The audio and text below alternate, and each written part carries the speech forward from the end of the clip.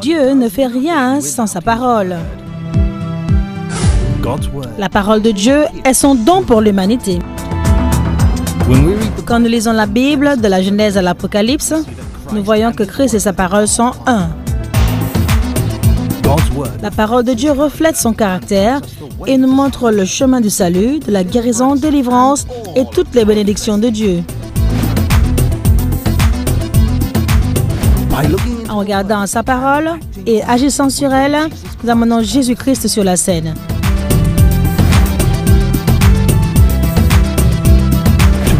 Et pour emmener Jésus sur la scène, la parole vivante doit vivre en vous, grandir en vous, gagner dans votre sang et gagner en suprématie sur vous. Apprenez à rêver à nouveau alors que nous regardons à Dieu à travers sa parole par son esprit. Soyez prêts à ouvrir votre cœur à la parole de Dieu, sa foi et son esprit alors que nous écoutons ce que Dieu a à dire dans Standard pour la vie. Téléspectateurs, quel que soit le moyen que vous utilisez pour nous regarder, la distance n'est pas une barrière. Croyez simplement. Merci. Prenons notre lecture, le livre de Jean 4, verset 24. Dieu est esprit, et il faut que ceux qui l'adorent l'adorent en esprit et en vérité. Cela signifie que si ce n'est pas en esprit, ce n'est pas en vérité. Et si ce n'est pas en vérité, ce n'est pas en esprit. Parce que la Bible dit que ceux qui l'adorent doivent l'adorer en esprit et en vérité. Est-ce que vous voyez comment ils sont liés? Esprit, vérité. Cela signifie que si je me tiens debout ici pour prêcher la parole, quel que soit ce que je dis dans la prière, ce n'est pas en accord avec l'Esprit de Dieu, ce n'est rien. Si vous prononcez des paroles en prière, si ce n'est pas en accord avec l'Esprit, ce n'est pas en accord avec la vérité de la parole de Dieu. Cela signifie que ce n'est rien. Que c'est vain, sans valeur. Si la parole que vous prononcez dans la prière, si elle n'est pas en accord avec la vérité de la parole de Dieu, elle n'est pas en accord avec l'Esprit de Dieu également. Cela signifie qu'elle est vaine et sans valeur. La puissance de Dieu œuvre à travers sa parole et esprit. Cela signifie qu'avant que la puissance de Dieu ne puisse bouger, elle doit bouger à travers sa parole et à travers son esprit. Vous comprenez ce que je dis? Madame, venez s'il vous plaît. J'espère que vous passez un bon moment ici. Vous êtes la bienvenue. Vous passez un bon moment ici? Merci. Nous parlons de la puissance de Dieu. Tu es la puissance de Dieu. Ça, c'est la parole de Dieu. Ça, c'est l'Esprit de Dieu. La puissance de Dieu ici ne peut pas bouger sans la parole et l'Esprit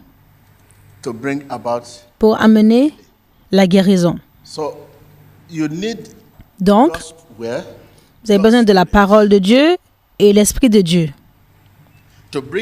pour emmener la guérison, le salut, ce dont on parle. Donc, la puissance de Dieu œuvre à travers sa parole et son esprit pour amener quoi? Quel que soit ce que vous désirez. Asseyez-vous, merci.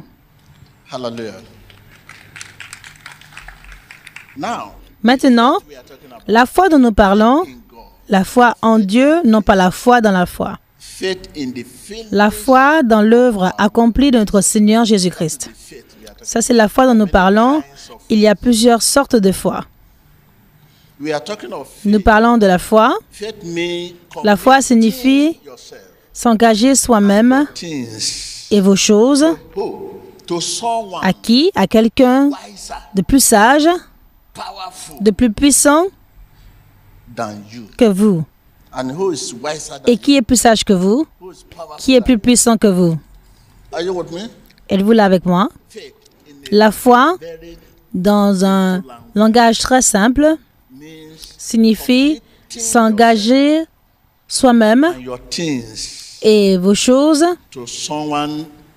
à quelqu'un d'autre, de plus sage, plus intelligent, plus puissant que vous. Maintenant, les gens ne savent pas la différence entre la foi et la croyance. Regardons le mot croyance. Croire signifie la même chose, s'engageant soi-même ainsi que ces choses à Dieu et faisant confiance à Dieu pour accomplir ces choses pour vous. Ça, c'est croire. Maintenant, croire signifie s'engager soi-même et vos choses à Dieu et lui faisant confiance pour accomplir ces choses pour vous. Ça, c'est la croyance. Maintenant, quand vous regardez au livre de Romains 10, 9 à 10, qui utilise le mot croire, il dit croire dans leur cœur. La croyance dans le cœur. Qu'est-ce que cela signifie? Quand on parle de la croyance dans leur cœur, signifie que notre esprit agit sur la parole. Notre esprit agit sur la parole. C'est ce que cela signifie. La croyance de leur cœur. Et avant que votre esprit ne puisse agir sur la parole, vous avez déjà commencé à penser et penser encore, car la croyance honore la parole de Dieu. L'Esprit de Dieu sera libéré au degré auquel nous tenons en honneur à la parole de Dieu. Je veux dire ce que vous avez lu. Je suis juste en train de vous dire mon expérience personnelle avec Dieu. Vous pouvez commencer à regarder la Bible ou est-ce que c'est écrit dans la Bible. Mais ça, c'est le travail que je fais tous les jours. Un médecin est appelé à faire des opérations tout le temps. Vous êtes dans l'aspect pratique du travail. Vous serez capable d'expliquer ce travail très bien. Mais c'est ce que nous voyons arriver ici à la synagogue. C'est ce que je vous explique. Maintenant, l'Esprit sera libéré au degré auquel nous tenons en honneur à la parole de Dieu. Quel esprit? C'est l'Esprit de Dieu. Maintenant, nous avons donné ceci. Quel est le but? Le but de ceci, laissez-moi vous dire juste un petit résumé. Cela vous aidera à vous focaliser. Vous savez, nous sommes défocalisés parce que ce monde est un monde de distraction. Même là où vous êtes assis, si vous regardez la façon dont certaines personnes s'habillent, à quoi ressemblent certaines personnes, leur apparence, c'est un monde de distraction. Plus vous pensez à propos de la parole que vous avez lue dans la Bible, et plus familier vous deviendrez avec sa voix. Et plus vous pensez à propos de la parole que vous avez lue, et plus votre esprit agit sur la parole. Et quand l'esprit agit sur la parole devient une partie de vous. La parole de Dieu n'est pas encore devenue une partie de vous quand votre esprit n'a pas encore agi sur la parole. Si je vous parle, laissez-moi voir vos mains. C'est peu que vous connaissiez la Bible de la Genèse à l'Apocalypse, vous pouvez la prêcher sans même l'ouvrir. Vous pouvez mettre l'auteur de la Bible, mais cette parole n'est pas en vous si l'Esprit n'a pas encore agi sur cette parole. Quand l'Esprit agit sur la parole devient une partie intégrante de vous, par nature. pouvez dire, sois guéri, sois délivré. Que la pluie tombe, que le soleil vienne. Vous commencerez à connaître l'opinion de Dieu à propos de vous et des autres. Dieu est esprit. Ça, c'est le titre de notre message. Ce que je prêche maintenant ne me permet pas d'ouvrir la Bible et de vous dire dans la Genèse ou dans l'Apocalypse ceci, cela. Cela vient du cœur. Ouvrez la Bible, non. Cela deviendra une histoire. Si je vous dis d'ouvrir le livre de l'Apocalypse, je vais vous montrer que je connais la Bible. Non. La parole de Dieu n'est pas encore devenue une partie intégrante de vous quand votre esprit n'a pas encore agi sur la parole. Vous continuerez de lire et de prêcher, mais maintenant retournons au mot foi. Qu'est-ce que la foi? Si vous prêtez attention à Dieu, vous trouverez que la foi vient naturellement. Êtes-vous là avec moi? Si vous prêtez attention à Dieu, vous découvrirez que la foi vient spontanément. Cela veut dire naturellement. Là, vous êtes assis. C'est pour cela que vous n'avez pas de foi, mais vous êtes juste venu, vous commencez à avoir la foi. C'est pour cela que Dieu peut appeler des gens que vous ne pensiez pas qu'il puisse appeler. Les gens auxquels vous pensiez que Dieu peut appeler parce qu'il est un professeur de théologie, ils ne sont pas appelés. Mais vous voyez soudainement un fermier, un jeune garçon devenir un prophète, un pasteur. Seule la foi plaît à Dieu. La raison est que si vous prêtez attention à Dieu, vous découvrirez que la foi vient naturellement. C'est pour cela que c'est possible pour Dieu d'appeler un jeune garçon, un fermier, un pêcheur, un berger. C'est pour cela que c'est possible pour lui d'appeler ce genre de personnes, pour les appeler à la barre. Et vous commencez à dire, mais celui-là ne connaît rien à propos de la Bible, il n'est pas éduqué, c'est un fermier, comment est-ce qu'il peut devenir un grand prophète, un bishop? Ah, je ne crois pas cela, non. Vous pensez que c'est l'auteur de la Bible qui doit devenir cela. Peut être un auteur de la Bible sans que la parole ne devienne une partie intégrante de vous. La parole devient partie intégrante de vous quand vous utilisez cette parole pour faire que les choses arrivent. C'est là que la parole est partie intégrante de vous. Maintenant, retournons à la foi.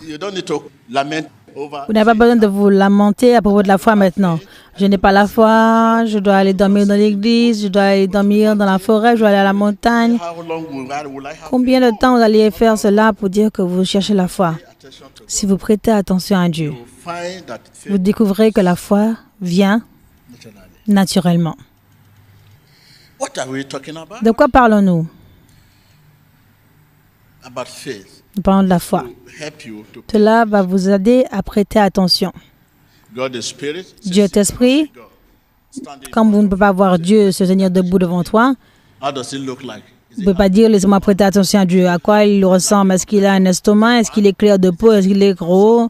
Est-ce qu'il est beau? Il est laid ou quoi que ce soit? Non, il est esprit, vous ne pouvez pas le voir. Mais ceci vous aide. Cette attention, prends plus de moi, donne-moi plus de toi. Sur quoi méditons-nous? La nature de Dieu. Dieu possède la nature qui nous rend facile à lui faire confiance. Dieu possède une nature. Dieu possède une nature qui nous rend facilement confiants en lui. Et quelle est cette nature? Fidélité, bonté, tendresse, tempérance, ce sont les choses sur lesquelles vous devez méditer. Prends plus de moi, plus de ta fidélité, plus de ta bonté, plus de ta tempérance, Seigneur. Prends plus de moi, donne-moi plus de toi. Plus de toi, plus de toi, plus de toi. Parce que vous êtes encore plus de vous-même.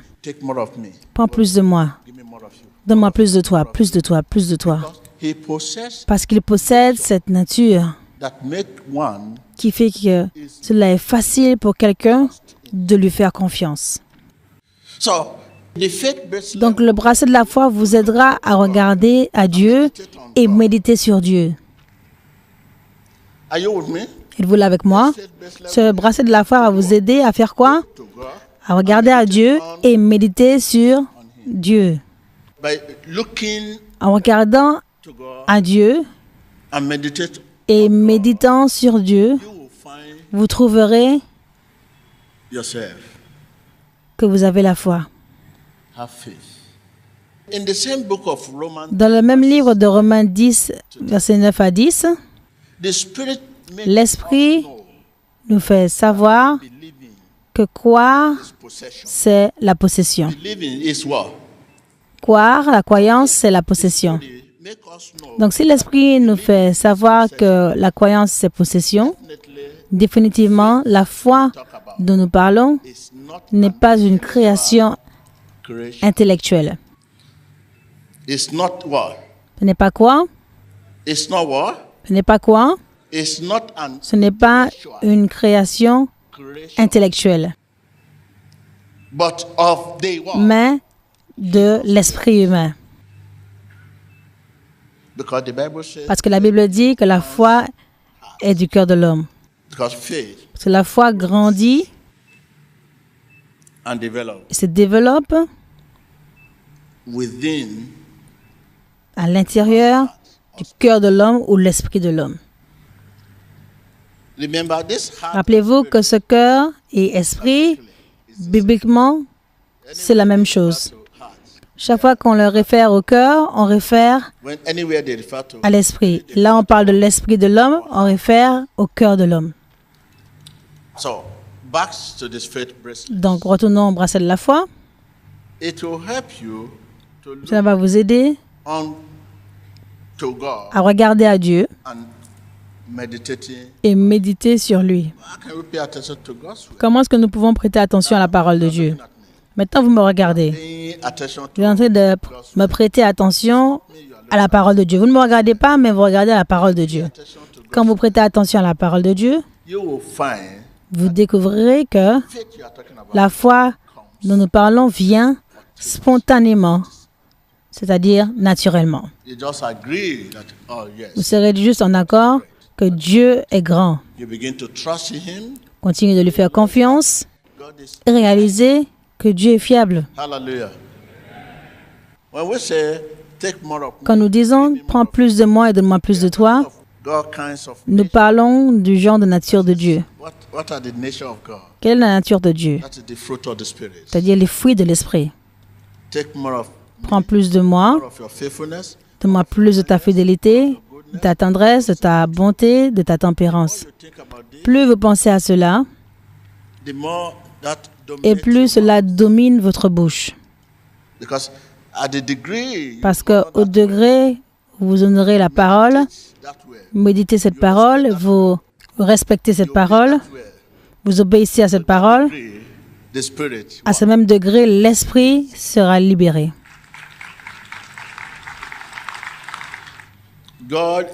Dieu est quoi?